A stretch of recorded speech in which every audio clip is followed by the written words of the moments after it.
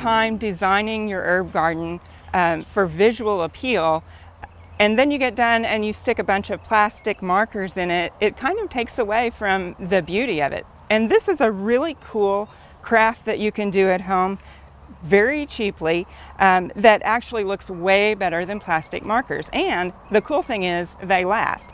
And that is to make garden markers out of old silverware. And specifically spoons lend themselves to this very well. And I have a spoon here that I just got, at Salvation Army or just any kind of thrift store or garage sale. And you basically flatten it out and then stamp the letters into it. And the supplies that you need for this project are pretty basic. You obviously need some kind of hammer. A sledgehammer works better, but you also need a regular hammer for the letter part. A trusty anvil is good. And if you don't have an anvil, they actually have what's called a steel bench block at your craft stores, and it's just a block of steel that makes a solid surface to pound on so you don't bust up your driveway when you do this project. The other thing that you need are some stamps, stamp punch set, and you can actually get these at the craft store. You can also get them online, and I actually have a set of uppercase and lowercase letters. And it's just a little thing, and then the stamp is right here. And after you get your spoon flattened out, you use this to put them on. Then you need your spoons. You can also use knives. I have one here that I've done, and you need to use a knife that has a hollow handle, because what happens when you start pounding on it is that it actually separates, and so you get two of these. If you use one that doesn't have a hollow handle, you can pound on this all day. You can kind of see where I did, and it's not going to flatten out. It's just too thick. But a hollow handle, and usually those are the ones that have the really nice design on them anyway, and they make a good garden marker as well. The other things that you need are a pair of safety glasses, and I sure wish these came in reading glasses, because if you guys hear of some safety glasses that have reading glasses on them, that would be awesome, because I need those now. You also need like a scrubby, one of those Scotch-Brite pads, a soft cloth, and then a Sharpie. That's pretty much all the supplies you need. If you want to protect your hearing, you also would like to have some sound protectors for your ears, because it does get loud. So anyway, you assemble all your stuff together, and then the spoons that I like to use are actually not your regular spoons, but I like to use serving spoons. Also, just even, like a pie server or something like that.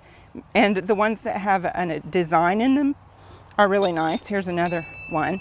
And I like these because it gives you a bigger surface to write on, and also they're longer and they show up better in the garden.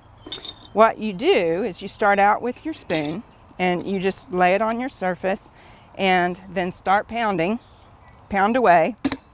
And I've actually already done this, and that takes a while. You're going to make the neighbors look.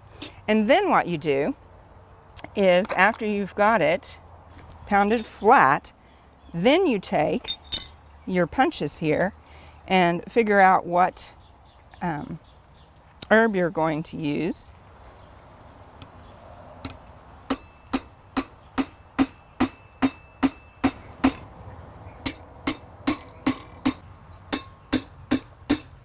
Whoop.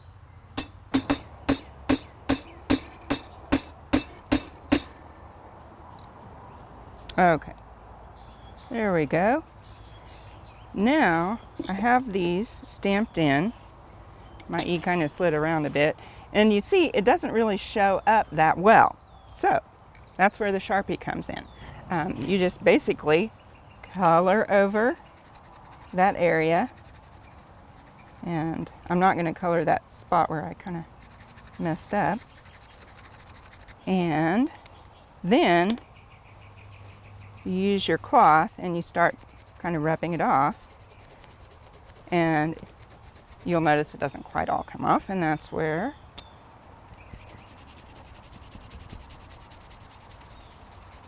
you continue to shine it up,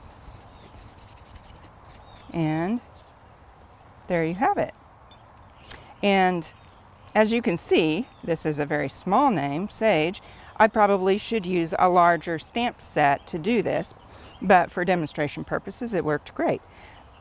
But the nice thing about this is then you just go slip it into the garden. That long handle works well for that. And they really look very pretty and a lot better than a plastic label. We hope you enjoyed this video. It's part of our Oklahoma Gardening YouTube channel. You can also find even more videos on our OK Gardening Classics YouTube channel. And join us on social media for great gardening tips, photos, and discussion.